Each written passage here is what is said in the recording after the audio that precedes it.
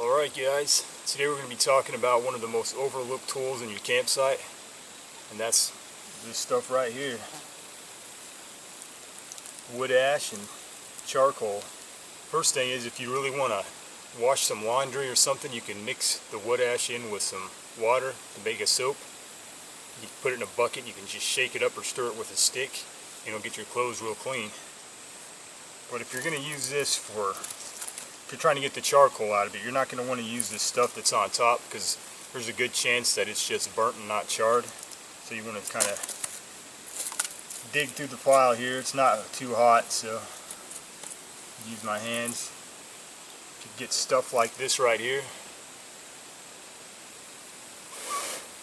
Stuff like this would work really good. I'll show you guys.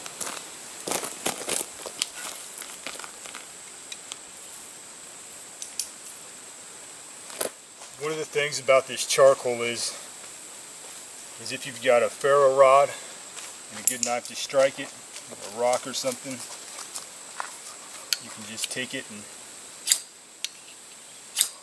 get a fire going pretty good with it, pretty easy with it, or a spark anyways.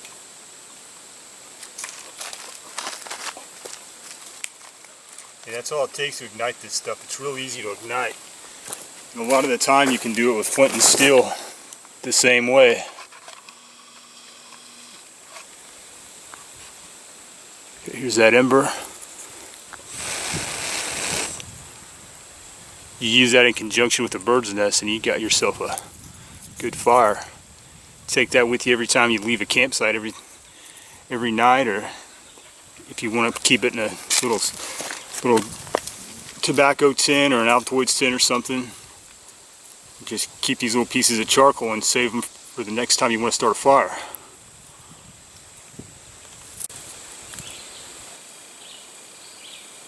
Alright guys, you saw how well this charcoal here takes a spark, especially with the ferro rod. Pretty easy. Don't take much for it to go up.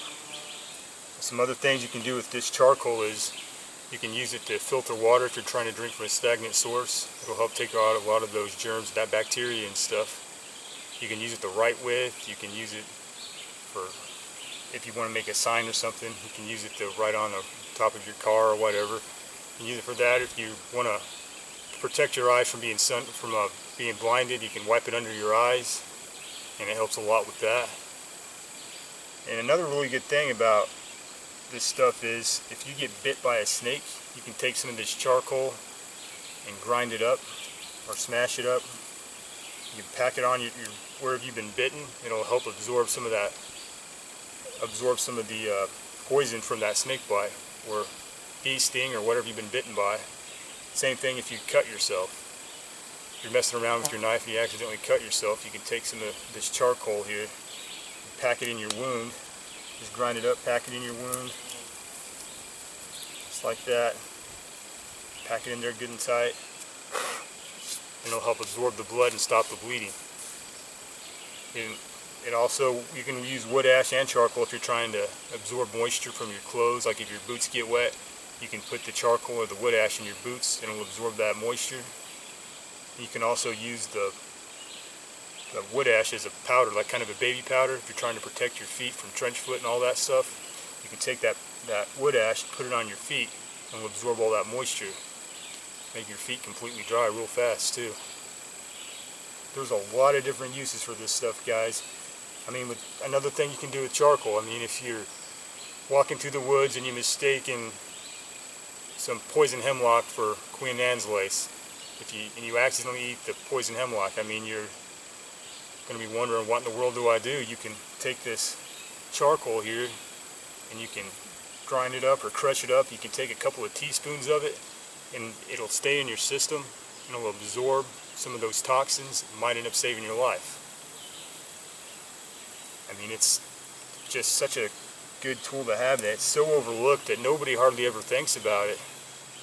It's kind of mind-blowing because, I mean, it's just right there. I mean, everybody just looks at it and thinks whatever's useless, just leftovers from the campfire from the night before, but have no idea how useful it can be.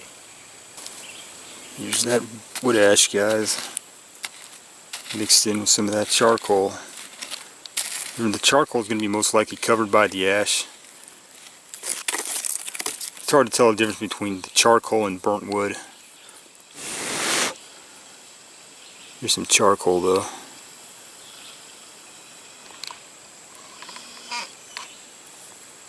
But you can take some of this charcoal or the wood ash, you can put it on traps if you're trapping, and you can use it to eliminate your scent.